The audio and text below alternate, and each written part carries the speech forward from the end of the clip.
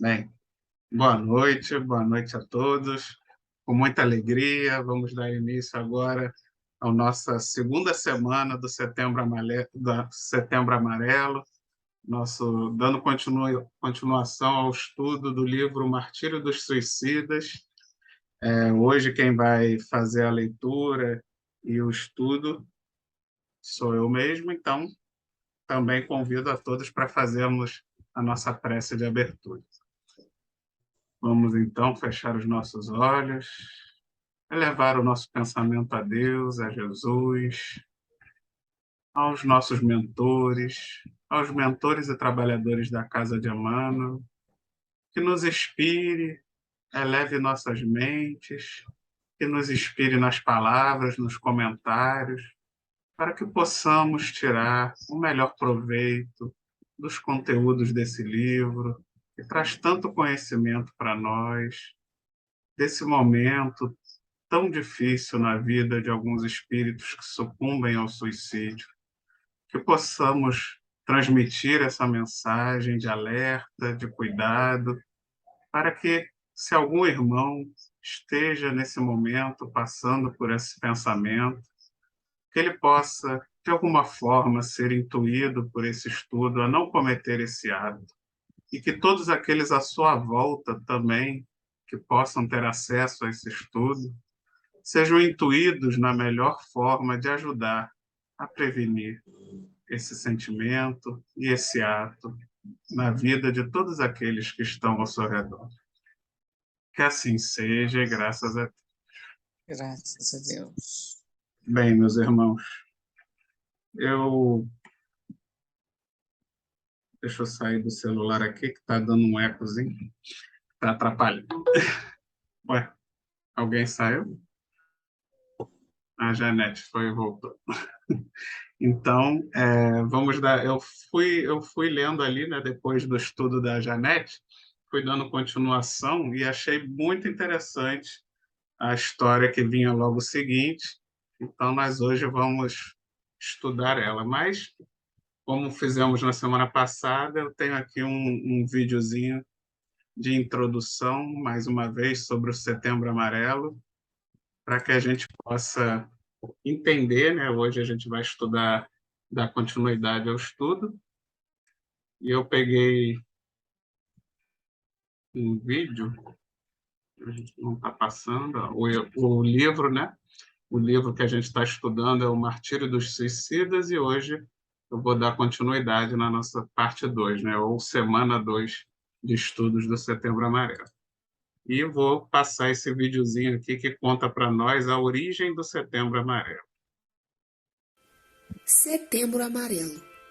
Como surgiu o movimento de prevenção do suicídio? O Setembro Amarelo é dedicado à prevenção e conscientização contra o suicídio. Cerca de 12 mil suicídios são registrados todos os anos no Brasil e mais de 1 milhão no mundo. Trata-se de uma triste realidade e em 96% dos casos há relação com transtornos mentais. Entre as principais doenças relacionadas está a depressão, seguida do transtorno bipolar e abuso de substâncias. Os índices crescentes de suicídios nas últimas décadas alertam sobre a importância de falar sobre o assunto. Ainda há muito tabu acerca do tema, mas o colocar em pauta na sociedade é fator importante para evitar a perda de outras vidas. É nesse cenário que o Setembro Amarelo ganha cada vez mais força. A campanha mobiliza a sociedade para a conscientização sobre o tema falado, sobre como identificar sinais da ideação suicida, como ajudar ou buscar ajuda. A origem do Setembro Amarelo e todo esse movimento de conscientização contra o suicídio começou com a história de Mike M., nos Estados Unidos. O jovem era conhecido por sua personalidade carinhosa e habilidade mecânica, tendo como sua marca um Mustang 68 que ele mesmo restaurou e pintou de amarelo. Porém, em 1994, Mike cometeu suicídio com apenas 17 anos. Infelizmente, nem a família nem os amigos de Mike perceberam os sinais de que ele pretendia tirar sua vida. No funeral, os amigos montaram uma cesta de cartões e fitas amarelas, com a mensagem: se precisar, peça ajuda. a ação ganhou grandes proporções e expandiu-se pelo país. Diversos jovens passaram a utilizar cartões amarelos para pedir ajuda a pessoas próximas. A fita amarela foi escolhida como símbolo do programa que incentiva aqueles que têm pensamentos suicidas a buscarem ajuda.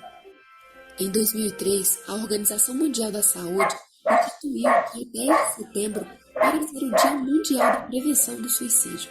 O amarelo do Mustang de Mike é a cor escolhida para representar essa campanha.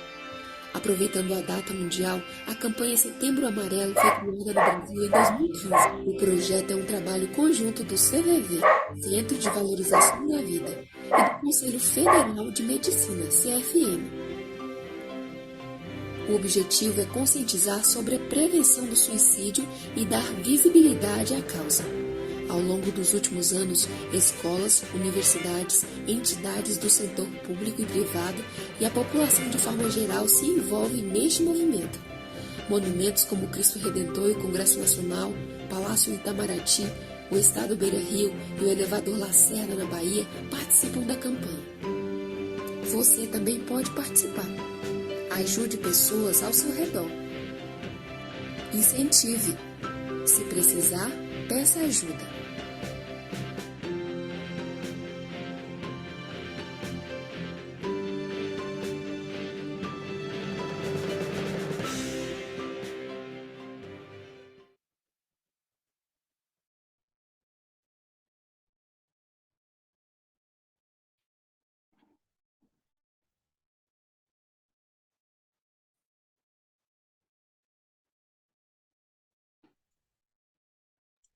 Sim, esqueci Vitor, de abrir passei o rápido. áudio. Não sei se você já conhecia essa historinha, né? Bem interessante, que mostra aí a origem de quando surgiu lá nos Estados Unidos esse movimento pelo suicídio do rapaz, né?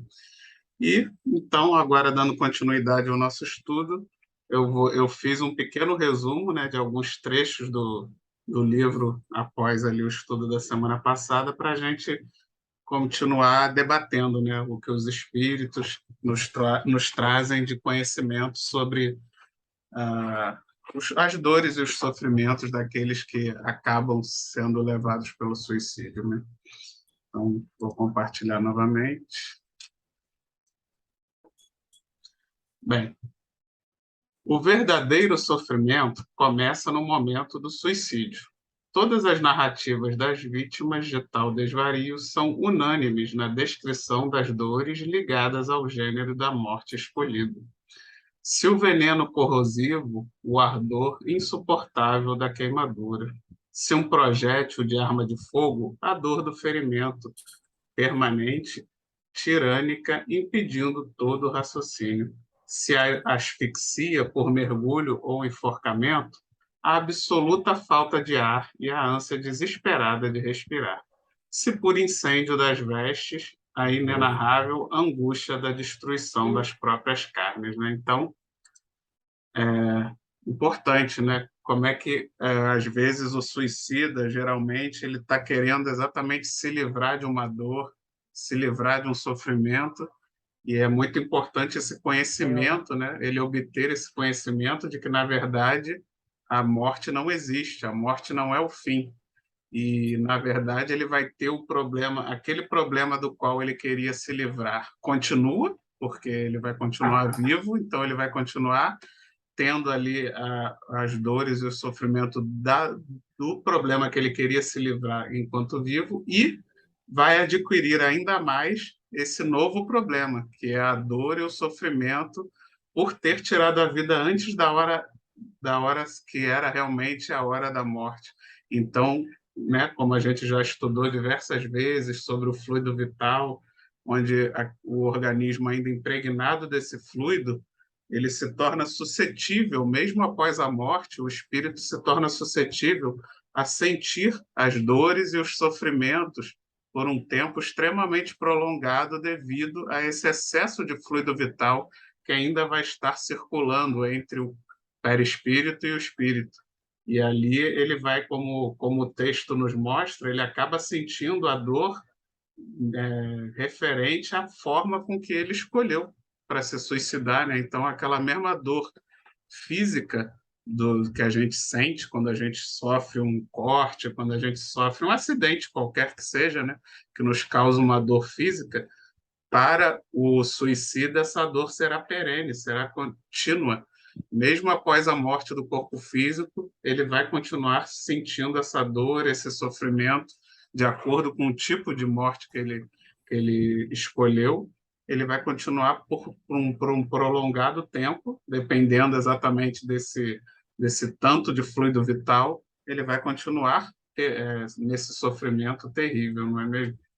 Quem de nós gostaria de passar por isso? Creio que ninguém, né? Então, é importante a gente difundir esse conhecimento para aqueles que pretendem cometer esse ato terem essa consciência do que espera por eles e talvez isso seja aí uma das ferramentas para poder impedir que ele mude desse pensamento, né? Desse conhecimento. Pode falar, Céu. Fora a dor que ele sente, tem a emocional também, né? Que é quando ele se conscientiza que não morreu, né? Não matou, só matou o corpo, mas que ele fica sentindo todas as mazelas do suicídio e ainda, né, começa a cair naquela questão da consciência, do ato que ele fez, né? Aí ele cria, além disso, ainda tem o emocional, que bagunça todo ele, né? A dor fica muito pior. Sim, né? inclusive a historinha de hoje, que vai vir mais à frente, fala exatamente dessa dor moral.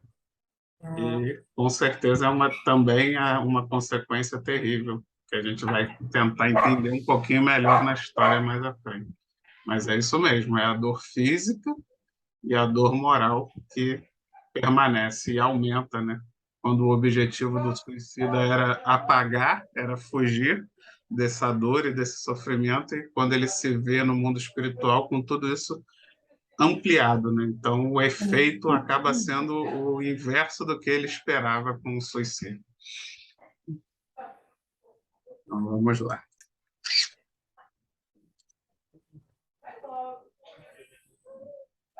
Assim sofrem as almas suicidas, até completar-se que lhes estava marcado no relógio da vida.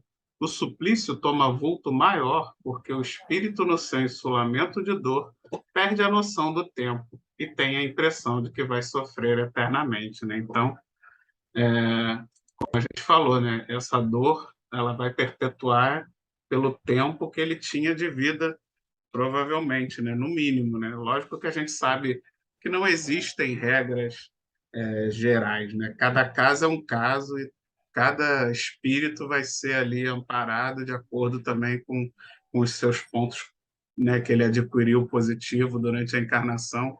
Então, isso não é uma regra tão fixa assim, né? Não vai ser igual para todo mundo. Mas é importante a gente saber que a tendência, na maioria dos casos, é que a gente sofra no mínimo pelo aquele tempo que você tinha de fluido vital, né? Enquanto aquilo ali não se escoar de alguma forma, você vai estar no suplício. E pior ainda, né? Como você fica nessa perturbação, né, de dor, sofrimento, sem nem conseguir parar para raciocinar, você perde a noção do tempo, né? Às vezes e aí vem até aquela questão de por que muitos espíritos acham que estão no dito inferno, né? Que algumas religiões pregam, aquele inferno eterno, onde ele nunca mais vai ser salvo, e vem exatamente dessa falta de noção de tempo e espaço, onde muitas vezes o suicida se encontra, fazendo com que ele, se ele já ouviu, né, durante a vida, se ele ouviu falar de inferno, né, que é bem provável, porque acredito que 99% do planeta acredita em alguma religião, geralmente cristã, ou mesmo entre os muçulmanos também existe a questão do inferno, né? Então a pessoa acaba entrando entendendo que está nesse lugar, né? Que seria o dito inferno que ele escutou enquanto estava vivo. Só que a gente sabe que não é. A gente sabe que essa dor vai ter um fim e que, pelo contrário, esse inferno pode até ser reduzido se ele conseguir ali, num momento de mais consciência, ele conseguir suplicar, se arrepender e pedir ajuda, provavelmente ele vai conseguir mais rapidamente sair desse suplício. Alguém quer comentar? Então, vamos em frente. A alma sofredora chora, blasfema, suplica num meio delírio comovedor, mas irremediável, pois assim como a carne rasgada pela lâmina de um punhal necessita de tempo para cicatrização, também a alma, atingida pelo golpe do suicídio, precisa de indeterminado lapso de sofrimento para balsamizar a lesão moral. São inúmeros e uniformes os testemunhos, né? Então, ele faz essa analogia entre a ferida física, né, que todos nós que já nos cortamos e levamos ponto ali, como a foto estava mostrando, a gente sabe que leva um tempo, né? O tempo passa e daqui a pouco muitas vezes nem aquela linhazinha da cicatriz fica, né? Se apaga completamente. E o mesmo, infelizmente, também é necessário para os espíritos suicidas. É necessário esse tempo de dor, de sofrimento, para que o perispírito expurgue, como a gente falou anteriormente, todo esse excesso de fluido vital que ficou acumulado pela desencarnação precoce, fazendo assim essa sensação de dor e sofrimento se tornar muito aguda, né? Muito perene, como até com a sensação de como se ele estivesse ali encarnado, vivo, só que com aquela dor, né, sem desencarnar. É uma dor que permanece de um ferimento muito grande, geralmente, né, causado porque quem quer se suicidar comete um ferimento grande, daqueles que faz com que o corpo físico perca a sua vitalidade, né? Então imagina você com aquele ferimento, por exemplo, né, de um punhal no peito ou de uma bala na cabeça, porém uma dor que nunca para, né? Você não desencarna, porque você já está desencarnado. Então realmente deve ser algo muito sofrido, muito dolorido, né? E que a gente tem que difundir essas informações para que nossos irmãozinhos que talvez estejam pensando em cometer esse suicídio tenham esse conhecimento, né? Para que talvez isso seja um instrumento para que ele demova dessa decisão. Alguém quer comentar? Boa noite. Cheguei Boa noite. atrasado, mas está tudo bem. Pode falar. A gente percebe, né, a complexidade, né, da criação. Não sei se vocês estão me vendo. Estão me vendo? Vocês todos Sim. Estamos vendo. A complexidade da criação, né, do Criador. Se fosse tão fácil, né, quando nós encontramos dificuldades ou então uma adversidade extrema, tirar a vida seria muito fácil, né? O quê? A gente qualquer empecilho que nós tenhamos muito graves, né, que dificultasse nossas vidas de uma maneira em si, ao ponto de nós pensarmos e executarmos o suicídio, seria muito fácil, né? Nós abrandarmos a nossa culpabilidade, nós abrandarmos os nossos objetivos, né? Mesmo acreditando na reencarnação, tipo assim, fosse um reencarnacionista, né? Um espiritualista que acreditasse na reencarnação. Não, eu vou embora, eu vou me suicidar, na próxima que eu vier, eu venho mais preparado. Né? Mas a gente sabe que não é assim. As adversidades fomos nós mesmos que construímos e nós agora estamos resgatando. Né? Todo mundo sabe disso. Tudo de acordo com o peso da cruz, né? Deus é tão sábio, né, que nos coloca realmente a condição realmente de nós podermos levar essa cruz. Lógico que nós somos rebeldes, né, e a gente está sempre reclamando, né, dizendo que a cruz está pesada, né, mas a cruz é nossa. Então, o que acontece? É muito mais simples, né?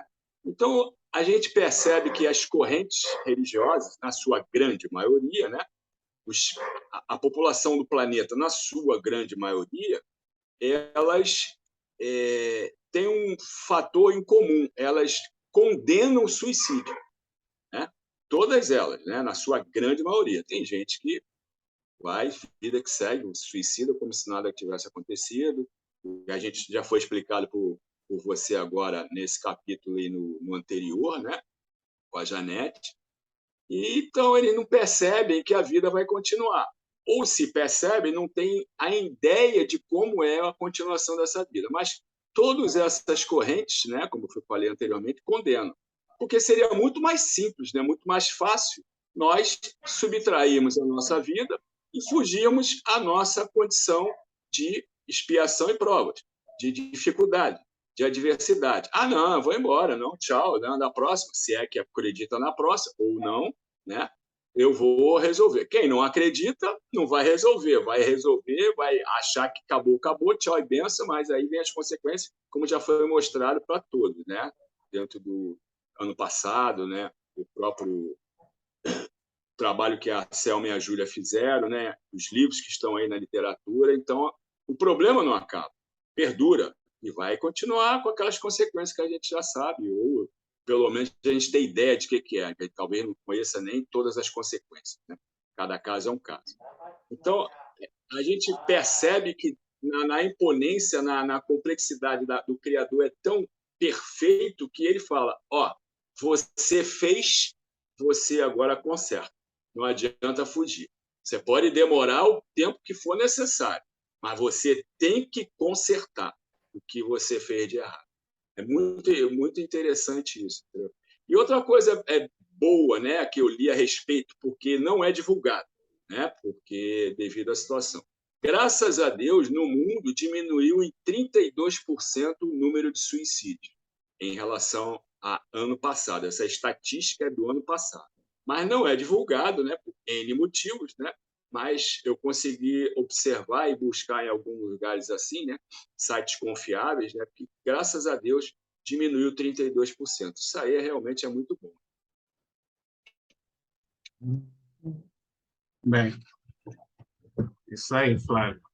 Realmente o suicídio, infelizmente, está muito grande, né? Eu não sei, realmente eu não pesquisei se aumentou ou diminuiu, mas a gente tem a impressão que com a pandemia aumentou pelo menos os casos de problemas psíquicos, né?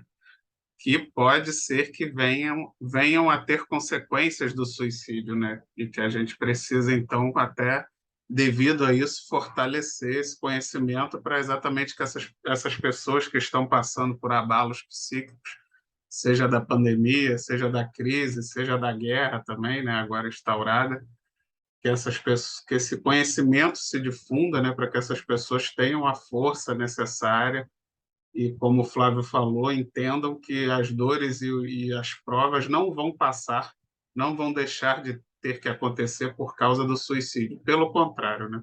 Irão se agravar. Como a gente vai ver na história de hoje, o suicídio ele causa muita dor e sofrimento a todos aqueles à sua volta, né? Não só a ele mesmo. Então, na verdade, o suicídio acaba agravando, trazendo mais dores, mais provas e mais consequências. Vamos continuar, então. Qualquer que seja a condição social ou a crença religiosa, o réu desse crime contra a lei maior da vida sofre quase sempre revoltado à pressão da incoercível força que o prende num novo sofrimento. Às vezes, a crença se torna um aumentativo das aflições, porque o indivíduo despreza e rejeita, né? Então, como eu falei, na verdade, uma crença religiosa pode ser até pior, porque aí ele, como a gente falou, ele pode se achar que está no inferno e que não tem mais jeito, que não tem mais solução, ou ele rejeita, né? Por ele se encontrar naquela situação de sofrimento, ele passa na sua rebeldia, odiar a Deus, odiar as coisas boas que ele aprendeu, porque ele se acha injustiçado. Então, muitas vezes, isso até se torna um problema para o espírito que se encontra nesse momento de dor. Consumado o ato criminoso, a realidade mostra, afinal, que o erro está em que as criaturas não se amoldam aos imperativos do destino, e sim pretendem que a vida se plasme aos seus gozos e interesses de toda a ordem. Né? Então, quantas vezes, né? Geralmente a dor ela vem daquele sofrimento, daquele problema que surge, e a gente precisa, porque um dos motivos da gente evoluir é exatamente essa adaptação, essa força e essa capacidade que Deus quer que todos nós tenhamos de de nos adaptar e de superar as dificuldades, né? Só que muitas vezes, geralmente, o suicida ele não tem essa capacidade. Ele quer que o mundo, que a vida se adapte aos seus desejos, né? E não que ele se adapte às consequências e aos transtornos da vida.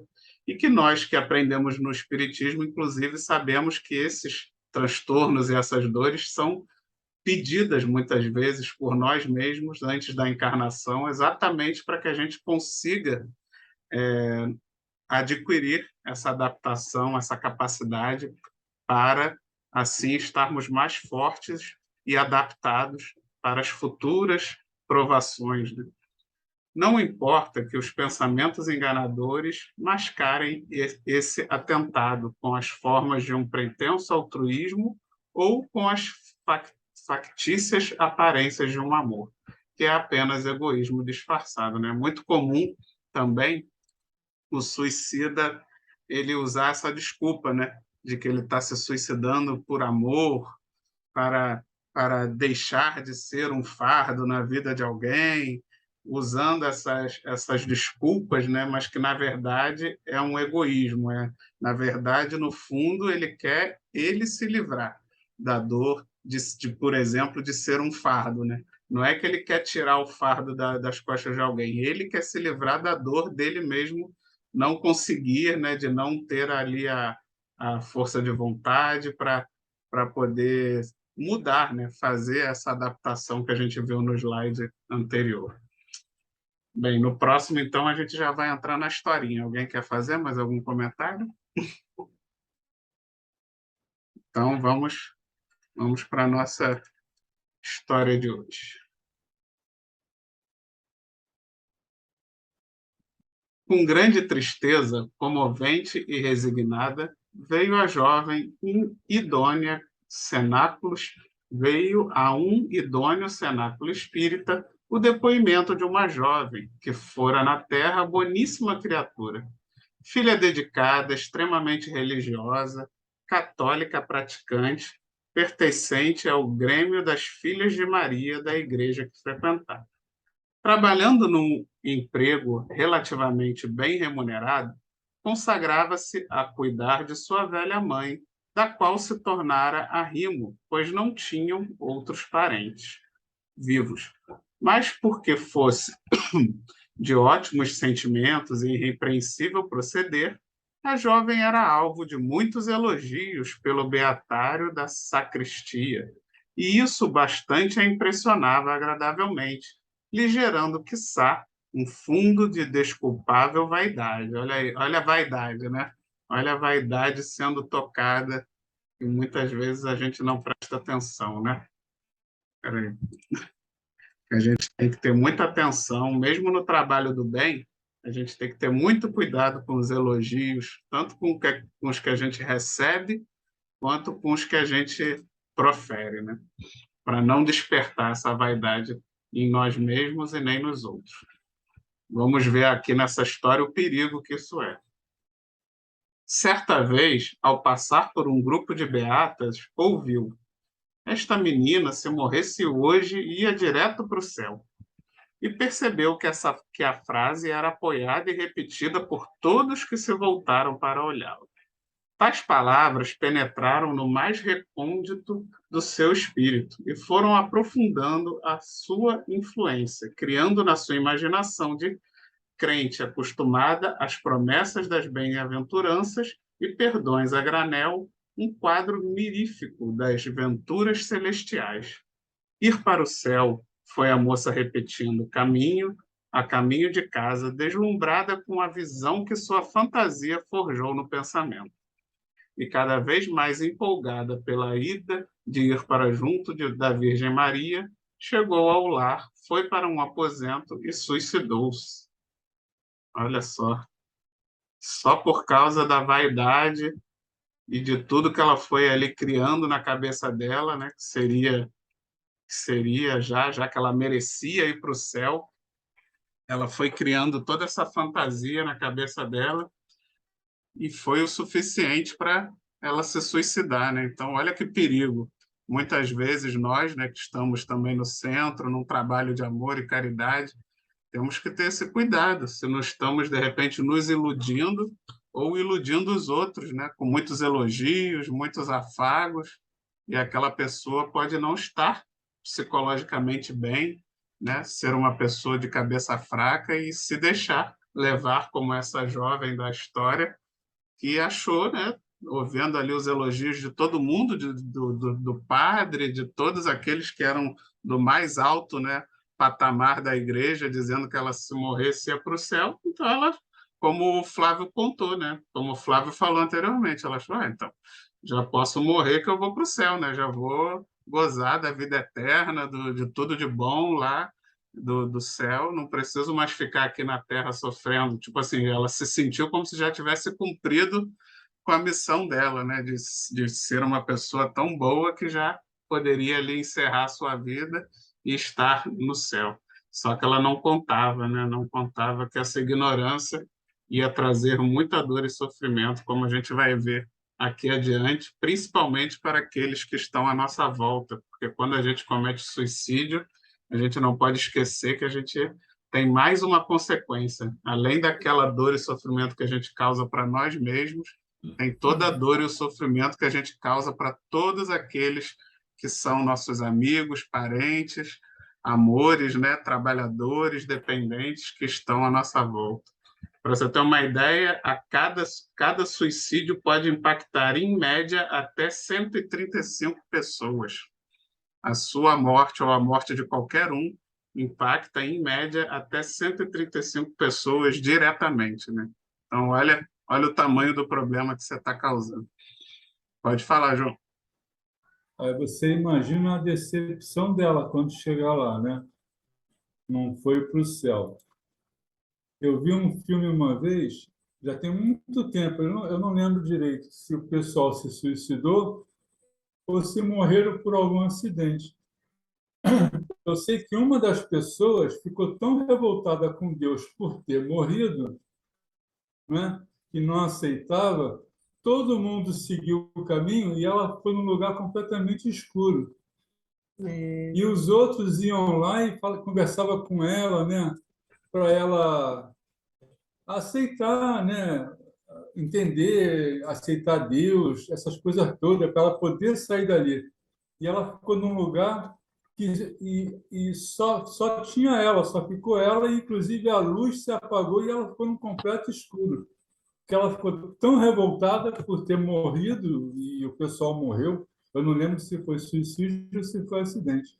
Mas é a negação, né? Mas nesse livro Martírio do Suicida, fala isso exatamente, que a pessoa, quando se suicida, ela se fecha como se fosse numa bolha, né, de escuridão, exatamente por estar nesse transtorno, nessa dor, nessa incapacidade realmente, até mesmo de tempo e espaço, e aí realmente ela fica fechada nessa bolha onde ela fica incapaz de ouvir e de perceber a presença dos irmãos espirituais, né? A gente viu que por muito menos isso já acontece, né, nas obras de André Luiz, ali no Nosso Lar, que ele teve ali um suicídio indireto, né, nem foi um suicídio direto, mas já foi suficiente para que ele ficasse, se eu não me engano, 8 anos ali num certa dor, num certo sofrimento, sem perceber a presença dos irmãos espirituais, né? Então, imagina diante de um suicídio realmente proposital, né? A coisa pode ser ainda mais grave. Então, a gente tem que ter essa consciência. E a gente vai ver exatamente como você falou, esse arrependimento da nossa irmã da história. Flávio, quer falar? Não quis pular, não.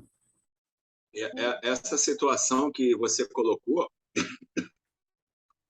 de envolver aproximadamente 135 pessoas, né, em média, né, você vê o desequilíbrio, né, que vai ter na sociedade, na família, no meio ao qual ele convivia, né?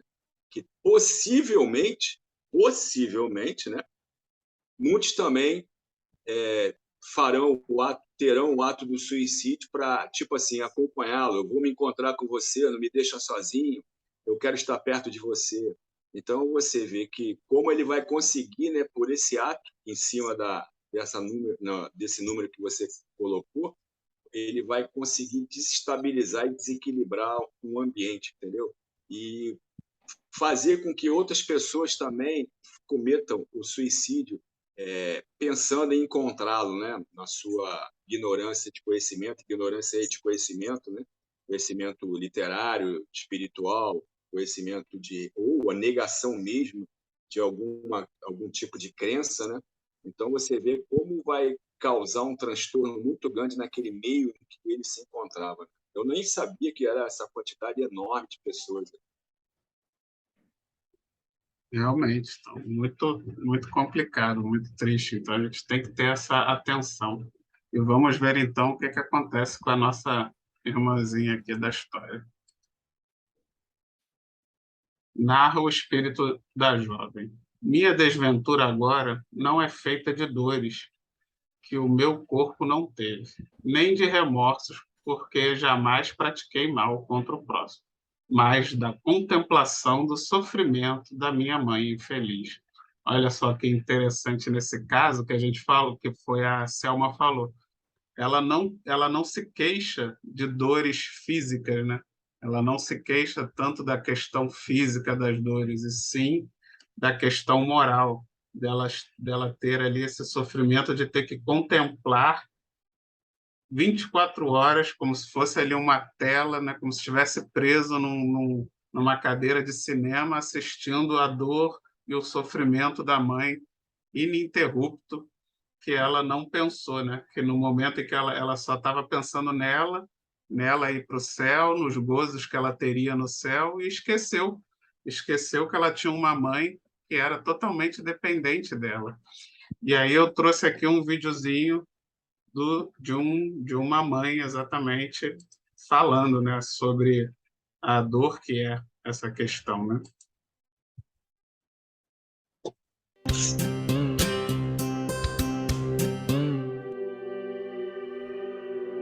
Oferecimento Sebrae, a força do empreendedor brasileiro.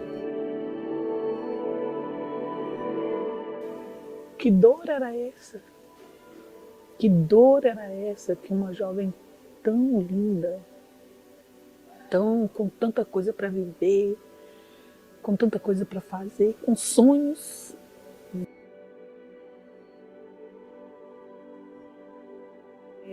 Eu sempre tive a depressão como uma doença da alma. Era uma doença da alma. No dia em que ela teve esse episódio dessa crise, que eu vim do serviço, eu falei com ela assim: Maria, às vezes eu tenho a impressão que você é um anjo e você estava lá no céu, né? Eu falava com ela, você estava lá no céu, tranquila, do lado de Deus, fazendo o seu trabalho. E Deus me viu com necessidade de ter uma filha e me deu você. E aí você fica doida para voltar. E eu falo com ela: poxa, cara, fica mais um pouco comigo. E viver sem ela tá difícil, porque ninguém substitui ninguém.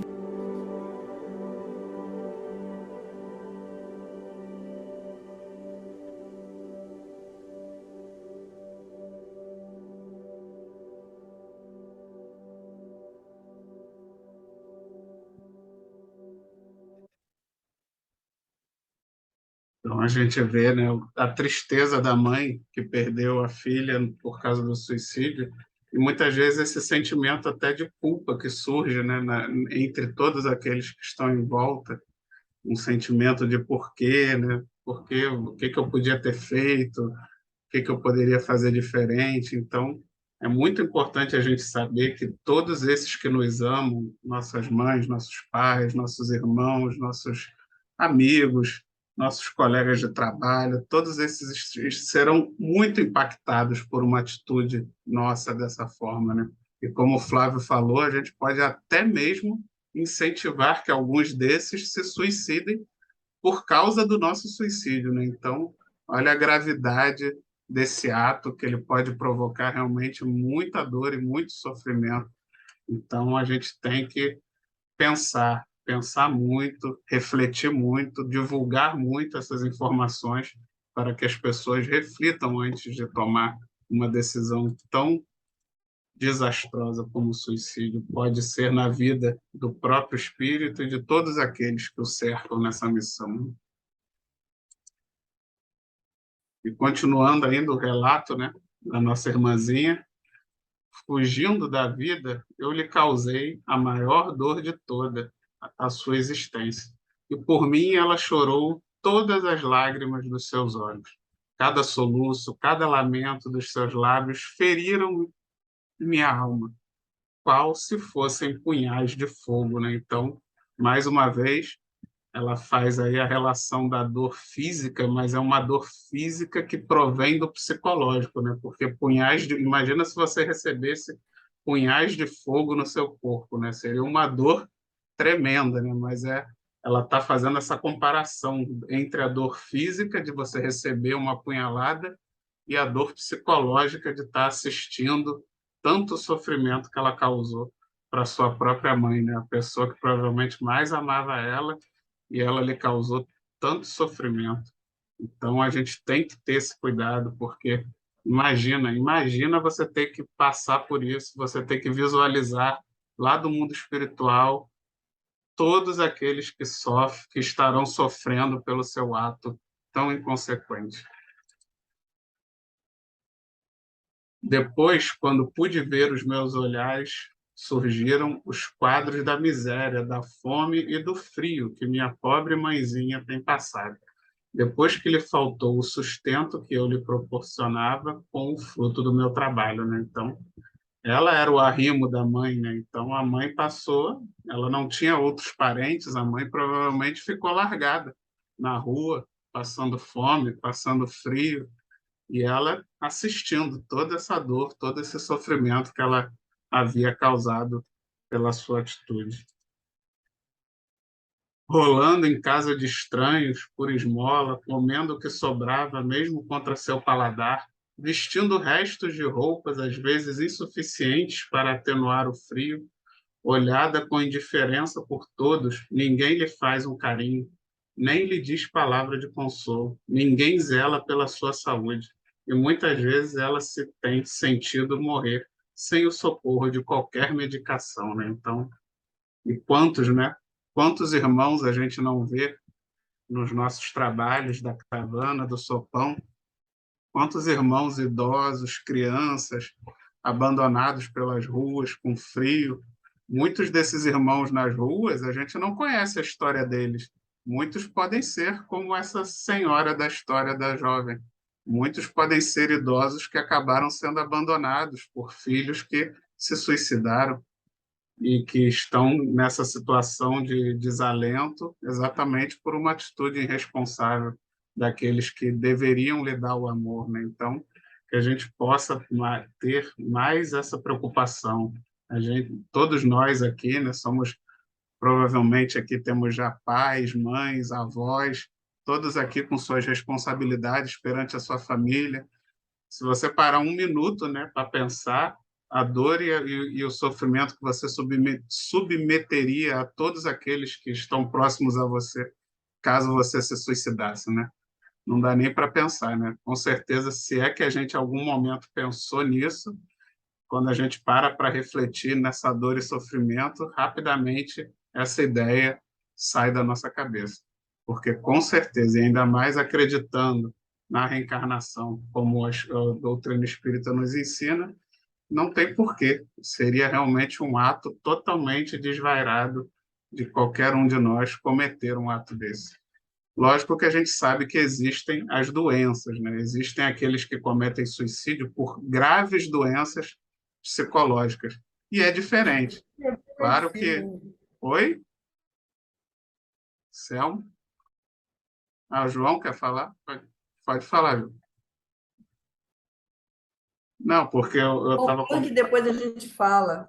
Ah, é porque, na verdade, existem alguns irmãos que se suicidam por doenças gravíssimas, né, mentais. E é diferente, porque eu entendo até que um irmão que se suicide por uma doença mental muito grave, na verdade, a responsabilidade até, às vezes, é maior dos seus tutores, né? Porque se ele tem uma doença mental grave, os tutores é que têm a responsabilidade pela manutenção da vida desse irmão. Então, é diferente de um ato onde a pessoa tinha as condições, né, de pedir ajuda, tinha as condições de solicitar uma ajuda psicológica, e mesmo assim acaba não fazendo por onde e deixa chegar numa consequência assim grave, né? A responsabilidade vai ser muito maior. Por isso que, com certeza, a gente não generaliza, né? Cada caso de suicídio vai ser um caso e vai ter as suas consequências, sempre, como tudo na vida, de acordo com o seu merecimento, com as suas reais intenções em cada ato que a gente comete na nossa vida. Pode falar, João.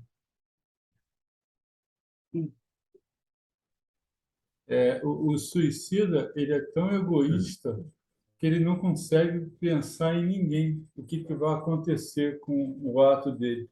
No caso da menina, ela também foi egoísta, porque ela só pensou no, vamos dizer assim, no prazer de estar no paraíso com Deus, porque ela era muito boazinha e nem lembrou da mãe, que ela que sustentava a mãe.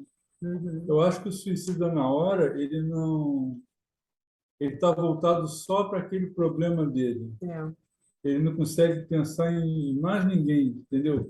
Em filho, em mulher, em marido, nada. Ele pega e dá cabo. A dor dele é maior, não consegue. No caso dela, não é uma dor nem sofrimento, né? Foi um deslumbre dela, mas a pessoa fica tão envolvida com aquilo, seja no caso dela o deslumbre ou o outro sofrimento, da dor, a vergonha, né? E não pensa nos que estão à sua volta, né? Realmente, né? O que ela sente sobrepõe a tudo, né? Infelizmente. Infelizmente. Vamos lá, então, dando continuidade. E aí a jovem continua. Tal é a minha tortura de todos os instantes. O quadro dos sofrimentos de minha mãe não se afastam diante de mim. O meu suplício espiritual lembra o da gota d'água caindo sobre a cabeça do condenado até perfurá-lo. A força de bater ininterruptamente, né? Pô, imagina você furar a cabeça de alguém com uma gota d'água, por quanto tempo que isso tem que acontecer, né? E o suplício realmente mental pelo qual ela estava passando, né, ao cair na real do tamanho do problema que ela causou para sua mãe. Coisa terrível o suicídio, continua a jovem a suplicar. Horrível mentira, a promessa do céu aos pobres pecadores, indignos até do olhar de Jesus. Olha como é que, olha como é que essa frase dela é aquela questão de que, às vezes, até o conhecimento religioso, quando mal compreendido, ele se torna um problema, né? Ele acaba sendo algo que agrava, porque ela tinha um conhecimento do Cristo, do amor, da caridade, do perdão, mas que estava totalmente enviesado, estava totalmente mal interpretado, ela entendia completamente de forma errada aquele conhecimento que ela adquiriu. Então, aquilo, na verdade, ainda se tornou um motivo para ela blasfemar, né, contra Cristo, contra Deus, porque não aconteceu o que ela esperava diante de um conhecimento errado que ela tinha do amor do Cristo, né? Então, o perigo, né? O perigo das religiões muitas vezes aí estarem ensinando os seus fiéis de forma muito irresponsável, né? Essa coisa de e a gente vê até hoje no mundo pessoas que se matam, né? Desde do Cristo, desde antes do Cristo que a gente conhece casos de sociedades, países, reis, todo mundo que matou, se matou, trucidou em nome de Deus, em nome do Cristo, em nome de divindades. Então, muitas vezes, né, eu diria até que na maioria das vezes da nossa história, a religião foi usada como um instrumento do mal. E aí o Cristo realmente veio para trazer esse conhecimento maior e que mesmo assim também o homem enviesou num dado momento, né? E, finalmente, veio a terceira revelação através do Espiritismo para, mais uma vez, descortinar, abrir e retirar todas essas más interpretações que foram colocadas no meio do caminho, sobrepondo a verdadeira mensagem do Cristo e que causou, né, e continua causando até hoje, esse tipo de interpretação, esse tipo de loucura, né, muitas vezes em seus fiéis, infelizmente.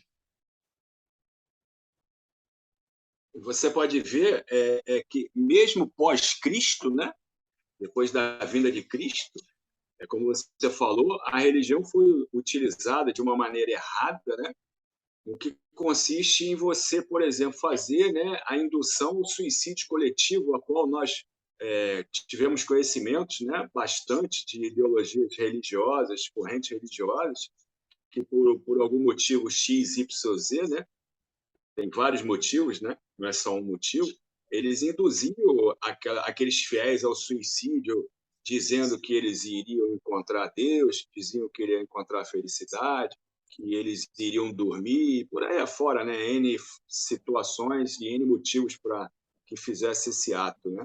Depois se descobriram realmente que aquilo ali foi tudo uma questão de desequilíbrio do ser humano, mas olha só o quanto ele se vai se responsabilizar por esses atos, a qual fez com que as pessoas se suicidassem, né?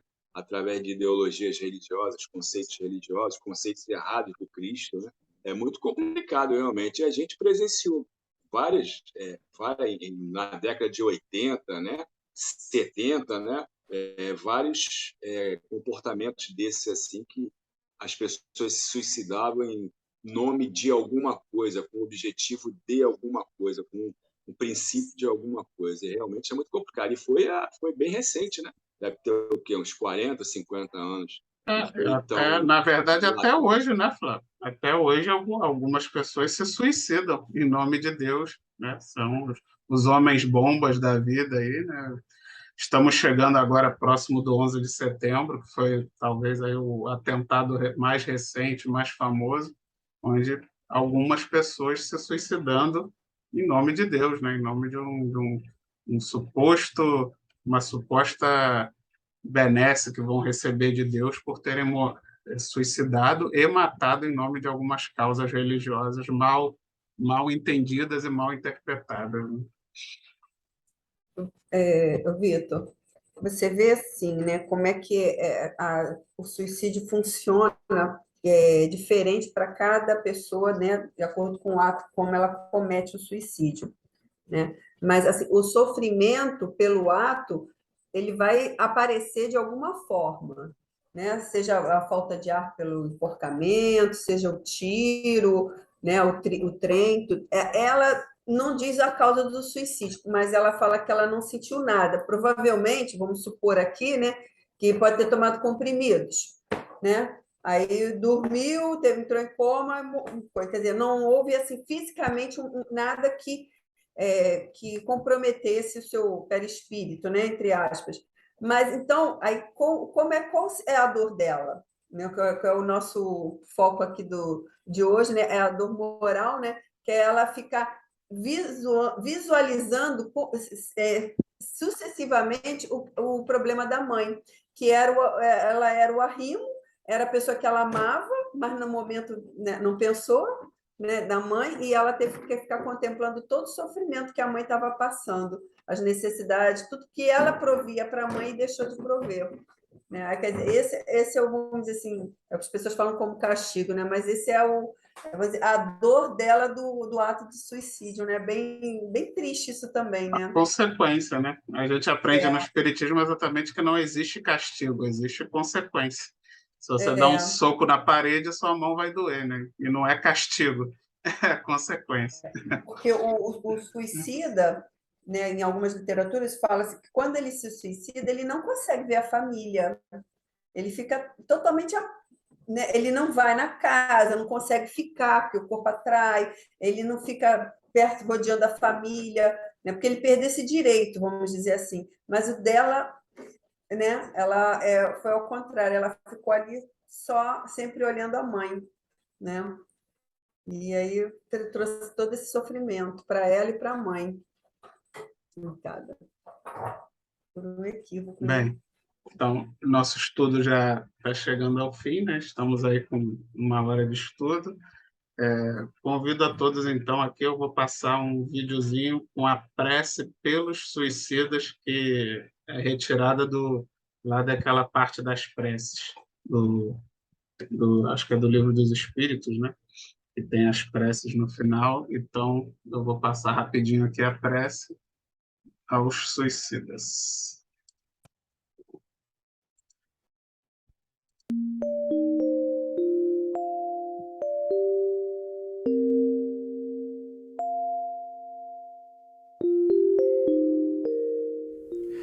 Sabemos, ó meu Deus, qual a sorte que espera os que violam a tua lei, abreviando voluntariamente seus dias.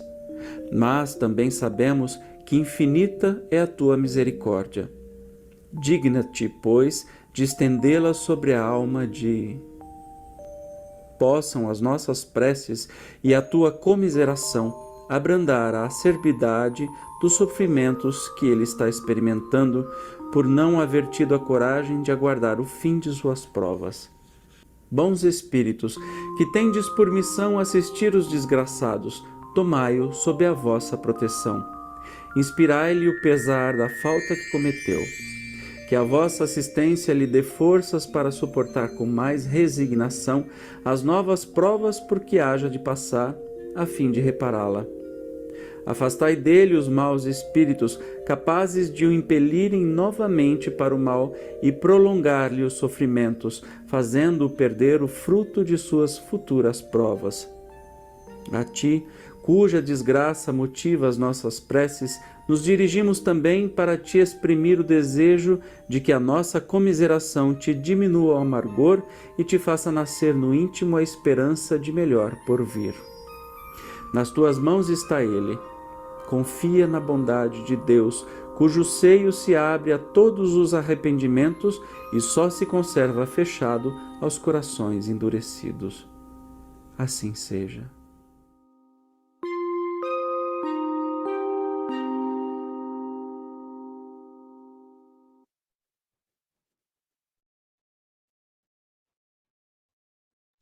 Bem, graças a Deus, graças a Jesus, por mais esse estudo. E venho, então, convidar o nosso irmão João, que vai fazer o estudo da 3ª semana, para fazer a nossa prece de encerramento.